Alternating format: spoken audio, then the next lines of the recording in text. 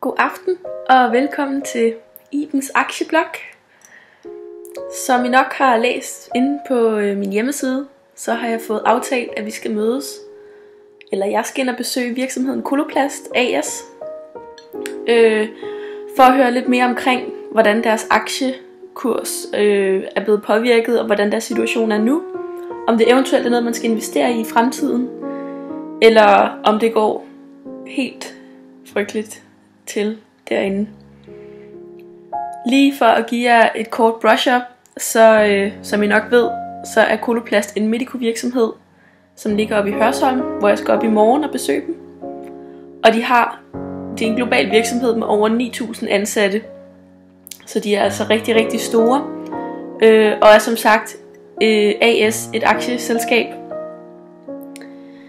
Det er blevet grundlagt i 1957, og det er faktisk en rigtig sjov historie, de har, fordi det nemlig handlede om to søstre, hvor den ene hun fik en operation, så hun skulle have stomi.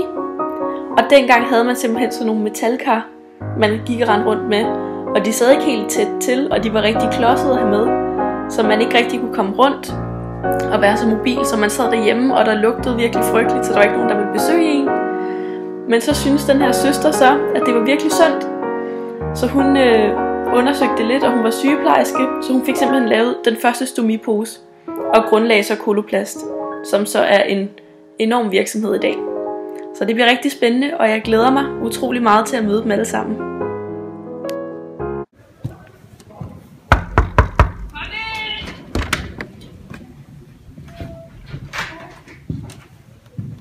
Hvem er du?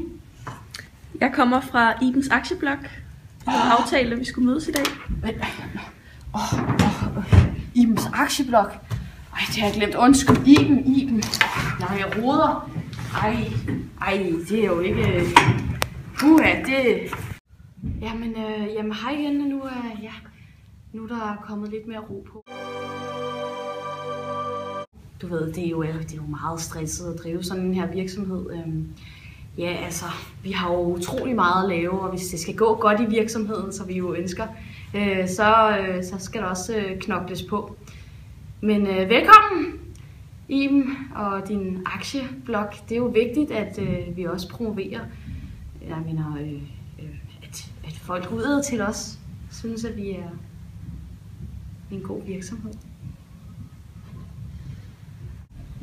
Men altså, som du nok ved, så beskæftiger vi os jo med helt vildt mange forskellige forretningsområder. Det er jo ikke bare den her branche, jo sundhedspleje, men der findes altså mange forskellige sundhedsplejeprodukter. Altså, stomi, det ved alle jo, det er jo nok vores største forretningsområde, men så har vi altså også det her urologi og hud- og sårplejeprodukter. Og så har vi jo også vores til kontinens, altså vores kateter.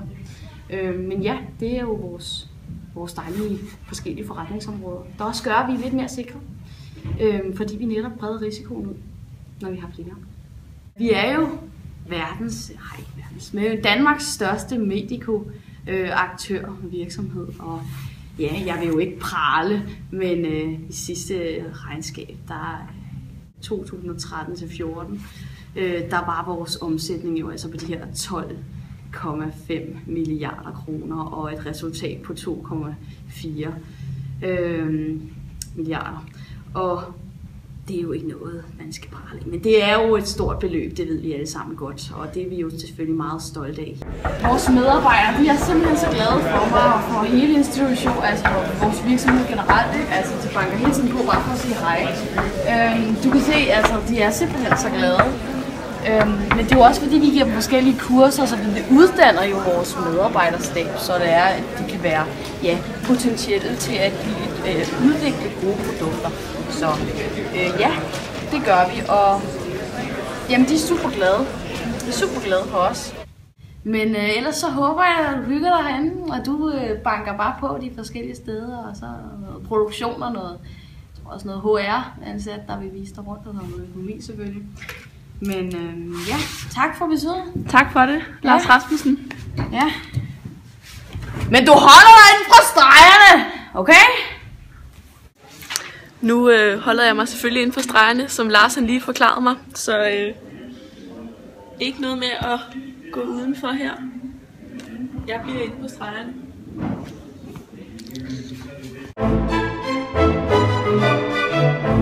Så nu er vi kommet i Coloplast produktionsafdeling, og det er så her.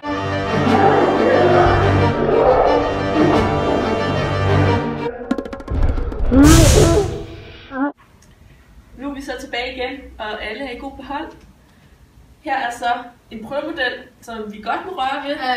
Ja, altså stadig være meget, meget forsigtig med at røre ved vores produkter. Ja, fordi jeg har jo lige fået en lærestreg og fået at vide, at de skal være intakte, og der skal ikke være andres bakterier på. Ja, det er meget vigtigt. Altså hvis vi skal bevare den her vores image, altså det går meget på, at vores kunder, altså institutioner, de skal have de bedste produkter. Ikke? Og det er jo så selv, det er mediebranchen, kan man sige. Nu må jeg godt røre den, og så vil jeg prøve at sætte den på vores testperson her. Ja, og den skal jo sidde sådan lidt, sådan så stomien, ligesom, så alt det skidt, som man har, jo selvfølgelig kan komme ud.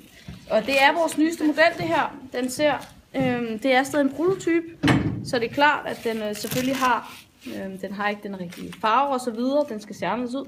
Men det er egentlig sådan, vi havde tænkt os, at vores nyeste model skal se ud. Den er rigtig behagelig, det er blødt ligesom pude. Og så kan du se det her plastikgummi. Det selvfølgelig er det bedste. Den bedste kvalitet. Og kommer også fra vores super gode leverandører. Og der kan man så sige, at vi jo selvfølgelig, fordi vi er så efterspurgte blandt alle vores leverandører, altså vores forhandlingsstyrke i forhold til dem, den er jo super høj. Men det er i hvert fald, her har I den der klæbefunktion, der ja, sidder med det plaster, I selv udvikler. Ja. Og så det her det er så sportsudgaven, så det er derfor, der er de her ekstra. Nemlig. Så det er rigtigt for atleter, og så gør det jo muligt for alle at kunne dyrke sport på et højt plan igen. På trods af, at de har stomi. Ja, så ingen begrænsninger der overhovedet. Og der er jo rigtig mange, der efterspørger det her produkt. Rigtig mange, altså både hospitaler og alle mulige institutioner, især det offentlige. Ikke? Men der kan man også sige, at det er jo vigtigt, det jeg sagde før, med at man ikke rører ved ting. Slet ikke herinde på den her. Ja. Virkelig, virkelig vigtigt, at man ikke rører for bakterier. Det er slemt. Og hos det offentlige, der er det også vigtigt, at alting er rent. Det kan man godt sige, at de står også, selvom vi er så eftertragtet, meget stærkt i forhold til os. Ikke? Så det er meget vigtigt. Rør kun ved ting, hvis jeg siger, du må. Rør ved ting. Yes. Og så jeg også her, da vi kom ind, at de har simpelthen nogle mindre funktioner, eller mindre kateter, som kan pakkes sammen, så det er altså mere mobilt at have med. Og knap så klodset. Ja, og den så måske lige ud som udgangspunkt meget klodset ud. Men det er den ikke, kan jeg sige. Den er stadig in progress. Ja, vi skal jo videreudvikle hele tiden. Det gør vi nemlig. Og det virker som om produktudvikler rigtig meget nemlig. Det gør vi nemlig. Altså vi satser nemlig på det her med, at hele tiden at udvikle de her nye produkter til de samme kunder, ikke? Produktudvikle. Ja. Og selvfølgelig kan man jo også sige, at vi satser meget internationalt nu. Der har vi også nogle større konkurrenter. Men det vil jeg faktisk komme til. Det vil vi komme til lidt senere, men det er mest for at påpege, at vores ekspansion på det udenlandske marked også tager lidt for, at vi også markedsudvikler en smule. Men produktudvikling, det er også vigtigt i den her branche. Det er en af jeres spidskompetencer. Meget vigtigt. Ja. Nu her til sidst, nu har vi kigget med jeres flotte Müller-model. Ja, det er min flotteste model. Ja, jeg vil bare høre, i forhold til konkurrenter, hvad har I internationalt, hvad har I Danmark og sådan noget? Jeg både, hvad skal vi starte med? Hvis vi nu tager Danmark. Ja, det er jo altid rart at starte med Danmark, fordi der er vi jo de største inden for branchen. Vi er jo Medico, altså det her medicinalt udstyr, det er jo det, vi producerer. Og der er faktisk ikke særlig mange andre, og derfor så plejer vi som regel at, Novo Nordisk kender du nok, og Lundbeck og sådan nogle inden for medicinalvarebranchen. Og det er ikke helt det samme, men det er dem, vi plejer at sammenligne os med. Og det er nok også de største, det er jo store virksomheder også, men vi er jo lidt unikke på det danske marked. De har jo ikke helt de samme produkter. Nej, det har de ikke. Det er jo insulin og sådan noget, og det er slet ikke det, I agerer i. Nej, overhovedet ikke. Hvad så internationalt? Jamen der har vi jo nogle forskellige nogle. Der er den Smith & Nephew, ja. Og de er jo rigtig store. Det er jo en konkurrence på det internationale marked, der kan man jo sige. Der er det altid svært. Men det er jo selvfølgelig også der, vi prøver at vækste. Selvfølgelig er det, fordi at der er de største vækstmuligheder. Det er der. Men det er stadigvæk ikke præcis det samme produktportfølje, som det I har. Nej, der er vores og det har jo også rigtig meget at gøre med branchen. Altså alle de her patenter, som vi jo selvfølgelig prøver at tage. Selvfølgelig har det en udløbstid, men det er jo det, vi skal med produktudvikling og så videre. Tage patent på det og så. Og på opretholde. Ja, nemlig. Og stomiposen. Altså slet ikke for at promovere noget, men det er altså et unikt produkt. Og det er altså vores. Jeg synes også, jeg læste en artikel omkring noget, der hedder Squibs. Ja. Og de har lidt mere de samme produkter som jeg. Ja, det har de. Men stadigvæk ikke. Nej, og I ved jo alle sammen, at vores dejlige historie om stomiposen, grundlæggelsen og det hele. Altså. Det er en lookalike, der vil noget. Men det bliver aldrig som Coloplast stomiposer. De andre er simpelthen wannabes. Wannabe stomipose i en Coloplast. Yes.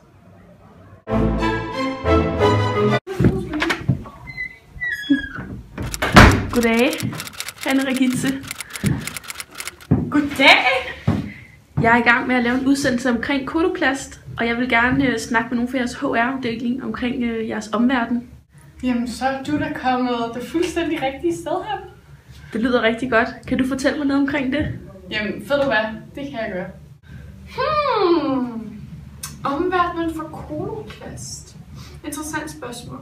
Det kan jeg lide. Nu skal du høre. Vi her i Coloplast får finansieret størstedelen af vores produkter af offentlige sektor, hvilket jo bare er fantastisk, fordi at det betyder så, at slutforbrugeren, der ligesom skal have de her produkter, vores produkter, ikke skal betale lige så meget, hvilket vi jo bare synes er super fedt. Fordi det så også vil fremme vores efterspørgsel i og med, at når prisen ikke er så høj for slutforbrugeren, at de ligesom vil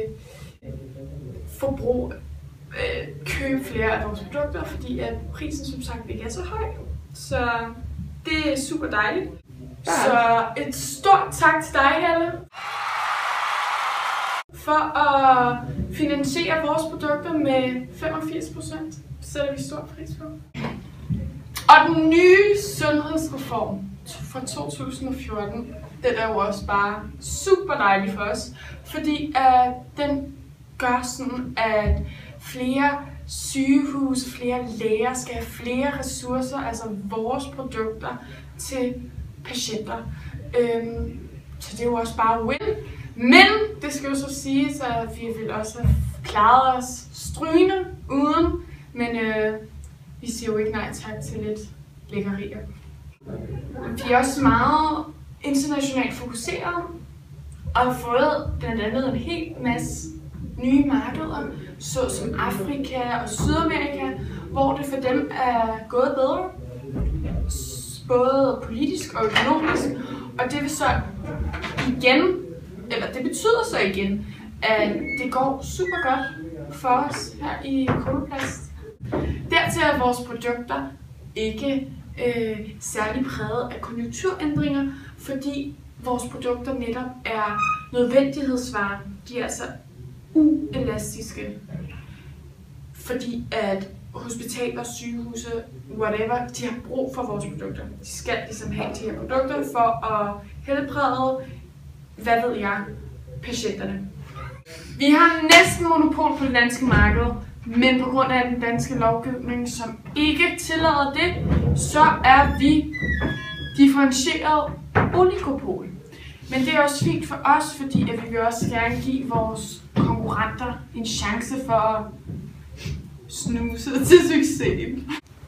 Men nu er jeg jo HR-ansat, så jeg beskæftiger mig ikke så meget med det teknologiske eller det økonomiske for den sags skyld.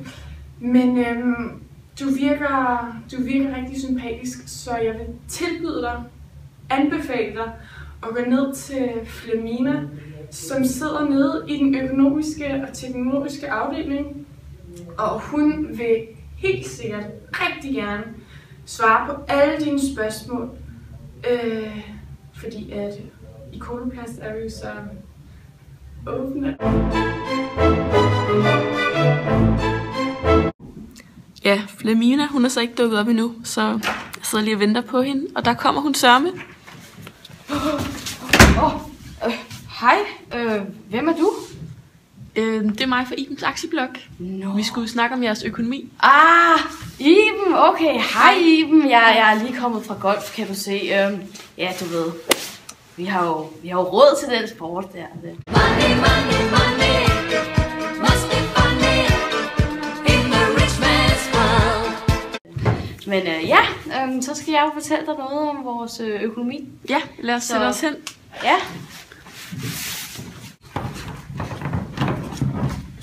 Jamen, det er jo så her, vi skal til at kigge på noget økonomi. Ja. Der er godt nok nydeligt. Ja, synes du ikke det? Men det er jo også fordi, vi holder altid det interne miljø. Det skal jo også være rent og nydeligt og sådan noget. Det er jo vigtigt. Det er jo ikke kun udad til, at vi skal ligesom udstråle, at vi er ordentlige. Nej, det gør vi også indad til, som du kan se. Så ja. Super. Og jeg har jo faktisk alt klart, fordi vi har jo aftalt. Vi holder altid vores aftaler. Sådan er det. Og så tænkte jeg, at du måske sad ned, og så vil jeg gennemgå vores nøgletal og noget aktiekurs. Så ja, det gør vi. Nu. Ja, og altså, nu filmer du. Du kan jo bare zoome ind på lærredet, mens det er. Så er det måske lidt lettere at se, hvilke ting det er. Så Iben, så har jeg åbnet for min computer nu, og nu kan du se, at vi har nogle, i hvert fald et flot skema her. Og det viser jo faktisk vores rentabilitet. For som udgangspunkt, ja, så kan I jo se på, vi har 3 nøgletal her, der hedder AG, OG og AOH. Første er afkastningsgraden, og det er den vigtigste, når vi skal se på, hvor godt det går i Coloplast. Og der kan vi se, det er overordnet gået rimelig godt. Den har i hvert fald været stigende, selvom der har været et lille fald her i sidste regnskabsår. Det har vi ikke så tungt. Men årsagerne til det har jo faktisk været, at som udgangspunkt er det steget, og den følger faktisk rigtig meget den her overskudsgrad, som vi ser her. Og det er jo altså et nøgletal, der viser, hvor meget indtjening vi kan skabe på baggrund af vores omsætning og afkastningsgraden på baggrund af den investerede kapital. Og selvom at aktivernes omsætningshastighed, som er det sidste nøgletal, der påvirker AG, den har været faldende, som vi ser her. Og det har den jo faktisk været. Men alligevel så er AG i sted. Så det vil faktisk sige, at OG har vægtet højere. Og det er jo overordnet positivt. Og hvis vi så går lidt længere ned, så selvom vi har belyst rentabiliteten sådan overordnet, nemlig med AG, som er illustreret her igen, så kigger vi også på vores egenkapitalforrentning. Og det er den, vi kalder EKF. Det er den grønne her. Og den ligger for hele perioden højere end AG. Den illustrerer sådan overordnet, hvor meget vores aktionærer, altså vores egenkapital, forrentes af den investerede kapital i virksomheden. Og den er jo som sagt højere end AG. Og det betyder faktisk, at vi tjener på at arbejde med gæld i virksomheden. Det vil sige, at hvis jeg låner fra kreditorerne, jamen så tjener jeg også på, fordi vi simpelthen forrenter mere af den lånte kapital, som vi så får. Så det er jo super positivt, og det vil vi så kigge lidt nærmere på, fordi at der har jeg faktisk været så venlig også at illustrere egenkapitalforrentningen her. Nemlig super godt.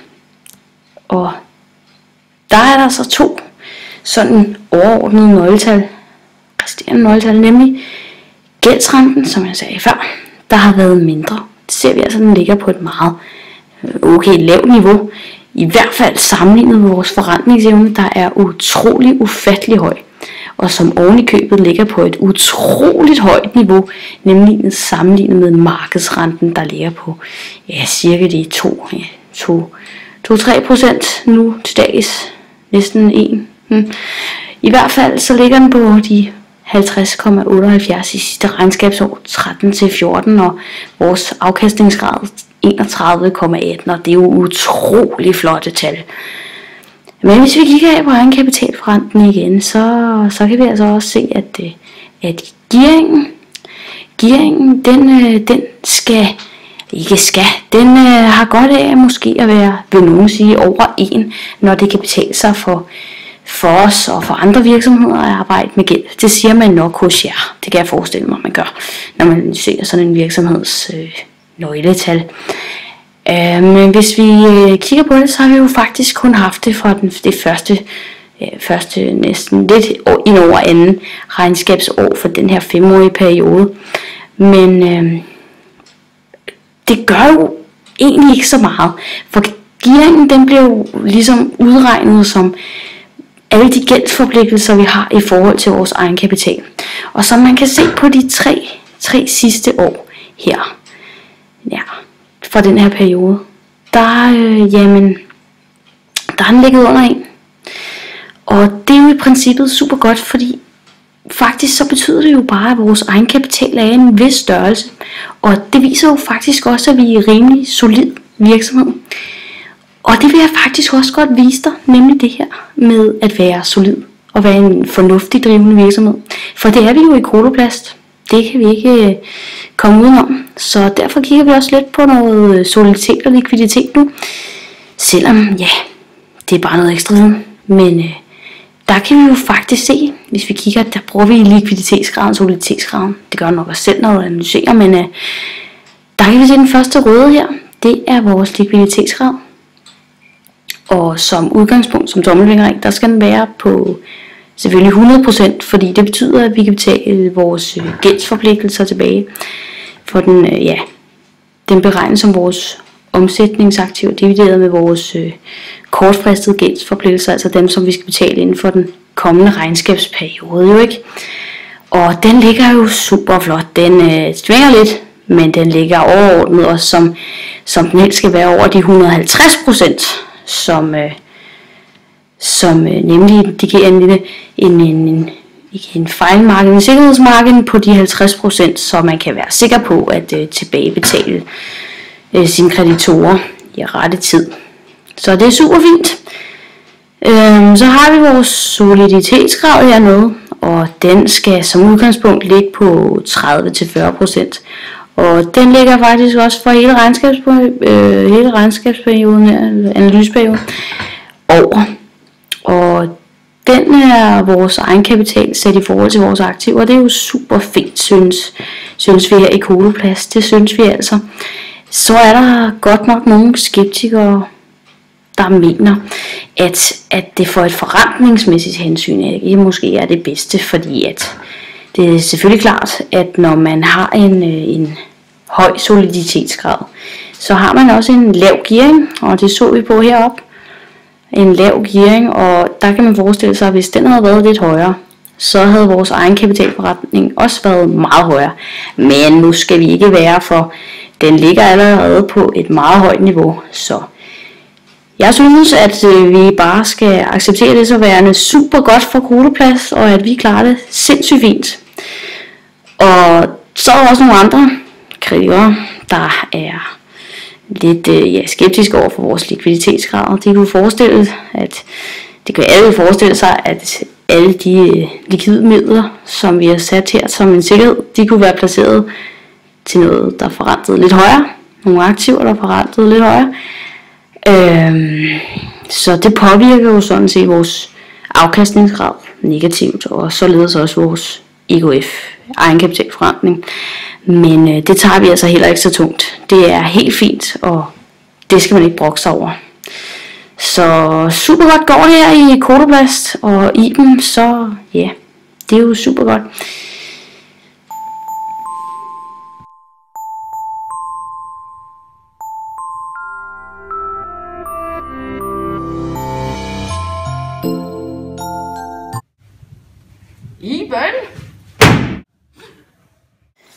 Og så siger vi tak til dig, Iben, fordi du gad at vågne igen.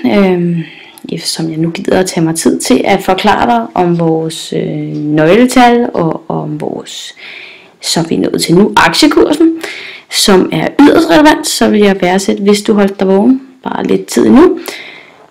Og som du kan se, jamen, så har jeg valgt en 5-årig periode at illustrere vores kursudvikling, og der går det jo ufatteligt godt, som du selv kan se her i Coloplast, og for vores aktiekurs. Den har jo været stødt stigende for hele den 5-årige periode, og den er faktisk blevet mere end 4-doblet siden starten af 2010 her.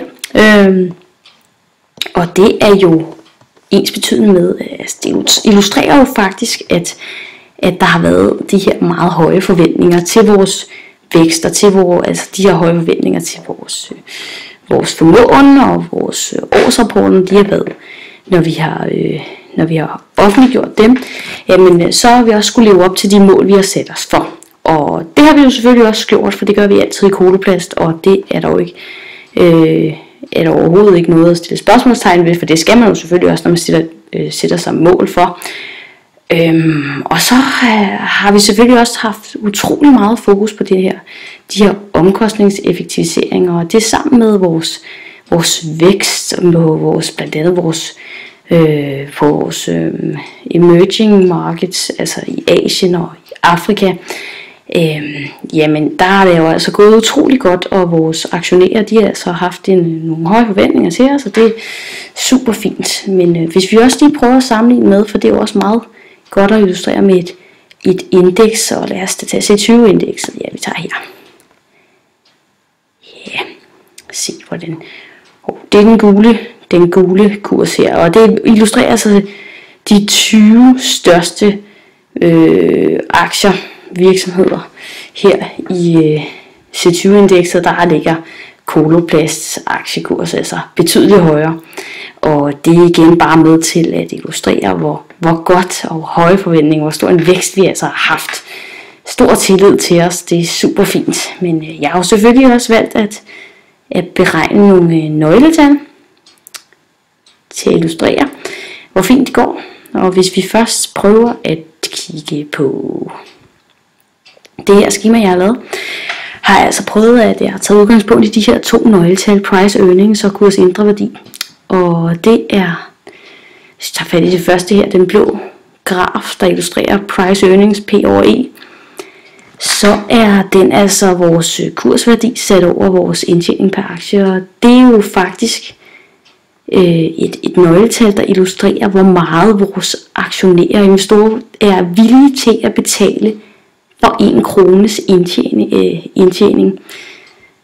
Og der kan vi se, at den har været stigende, og det er jo ensbetydende med, at de vil betale mere og mere for vores aktier, for at tjene noget. Så det bliver dyrt for dem, men altså, det er jo super godt for Coloplast, at vores investorer har så stor tillid til, at vi bare at vi kan vækste, og vi kan skabe den indtjening, som de nu ønsker at få. Så ja, hvis vi så kigger på kurs indre værdi, altså den røde graf her, så er den fuldt rimelig godt med price earnings. Ikke i en lige så stor grad vækstet, men den er stadig vækstet. Det er altså vores kursværdi sat over vores egen kapitalværdi, altså ensbetydende med den markedsværdi, altså hvad de er ansat til at være, i forhold til hvad vi principielt er værd. Og hvis den er over 1, jamen, så betyder det, at markedet vurderer os til at være en højere værdi, end vi egentlig er. Og der kan vi se, at den har for hele perioden været et flot stykke over. Den er også vækstet til at ligge på 13-14, ligge på 17. Og det er jo igen ensbetydende med, at der er nogle høje forventninger til vores vækst, og også det her med vores dejlige goodwill, der er så utrolig høj, og at vi klarer det så godt internt, er jo også med til at øge vores markedsværdi og gøre vores investorer synes at vi er meget værd. Så der er en hel masse ting, der foruden altså mulige immaterielle, der er med til at øge vores kursværdi, og markedsværdien yes generelt, ja. Og så har jeg selvfølgelig også valgt at sammenligne vores peer group her, internationalt peer group. Og det er simpelthen med udgangspunkt i de allerseneste nøgletal, både for Coloplast og for den her peer group. Og der kan vi altså også se, bare lige som udgangspunkt, at begge nøgletal for Coloplast, de ligger altså over, hvad de lå i 13-14, altså da vi offentliggjorde vores årsrapport. Og det betyder bare, at forventningerne er stigende, og at de bliver bedre og bedre for fremtiden, og vores investorer, de har i hvert fald en tillid til, at det kommer til at gå bedre. Super fint, det gør det jo også. Alting går bedre i Coloplast. Men kigger vi her brancheudsnit, så har vi også beregnet et gennemsnit, og der går det jo også utrolig godt for Coloplast. Altså, prøv lige at kigge den her dejlige søjle. Lige noget undtagelse af Bristol Myers Squibb, der jo har en lidt højere price earnings end Coloplast, men ikke særlig meget, og generelt så ligger vi jo over branchegennemsnittet, og det er også det, vi skal vurderes på. Så det går rigtig, rigtig godt for Coloplast, det må man nok sige. Men bare for god ordens skyld, så har jeg også lavet noget nationalt. Nemlig her, vores produktionsafdeling har garanteret også været under over det, men vi sammenligner os nogle gange med danske virksomheder som Novo Nordisk og Lundbeck. Og det er jo fordi, at vi er jo, vi har ikke monopol, men det er godt nok tæt på, hvor vi er som markedsleder i Danmark og i Europa, så er det super fint. Hvis vi kigger på det, så igen, der trækker Lundbeck godt nok rigtig, rigtig langt ned for de gennemsnit herovre. Ja, der må være meget internt, der er gået galt her. Jeg ved hvad. Men det er jo ikke os. Nej, vi har det super fint herovre. Og vi ligger faktisk på over niveau, en Novo Nordisk.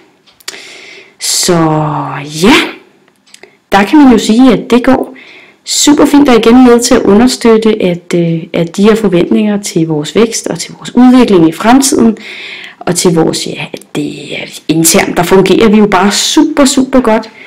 Også, vi er jo ikke særlig afhængige af blandt andet konjunkturudviklingen, men det gør jo heller ikke særlig meget, fordi det betyder bare, at vores udvikling blandt andet kursen, den er mere stabil, end man ser hos flere andre aktier. Man kan sige, det er en meget defensiv aktie, vi har, men det er jo også en meget defensiv branche, vi befinder os i. Der er stabile kunder, så det har jo meget at gøre med det. Også det her med, at hvis vi sammenligner med vores konkurrenter, så er det jo også på til ting mest heterogene varer, som vi arbejder med.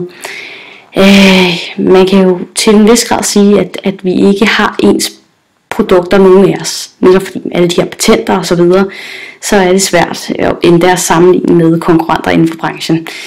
Så ja, men så er der jo selvfølgelig også nogle skeptikere, der vil mene, at med sådan nogle høje aktienøgletal, som vi jo har her, nogen siger, at vi er overvurderet, men det vil vi overhovedet ikke. Vi vil sige, at det er super fornuftigt, og vi kan da også sagtens leve op til de forventninger, der bliver sat. Sådan som det går her i Coloplast, der skal vi slet ikke være bekymrede for noget som helst. Og Iben, det håber jeg selvfølgelig også, du siger videre til alle dine veninder og dine venner, og ja, så det kan komme ud til mængden, selvom det allerede er. Og ja, så synes jeg vist nok, at det er på tide, at vi siger tak for i dag. Og så, Iben, så må du bare skynde dig videre og se rundt i Coloplast. Jeg tror, at vi ses måske igen på et senere tidspunkt. Ja. Nå, det var kedeligt. Hej! Imba! Mila. Nå, det er her, du gemmer dig. Nå. Jamen, ja. Jamen, Tak for i dag. Jamen, selv tak. Så har du vel fundet ud af, at Coloplast er bare en super god arbejdsplads, hvor vi bare klarer det helt vildt godt, og vores nøgletal, de er jo bare super fantastiske, og Det må man sige, produktioner. men mig som investorer og alle mine læsere på min blog, ibensaktieblock.dk, der vil jeg nok sige, at nu i sådan en højkonjunkturperiode, så vil jeg nok nærmere ty til mere risikofyldte aktier end jeres. Men There's no place I'd rather be.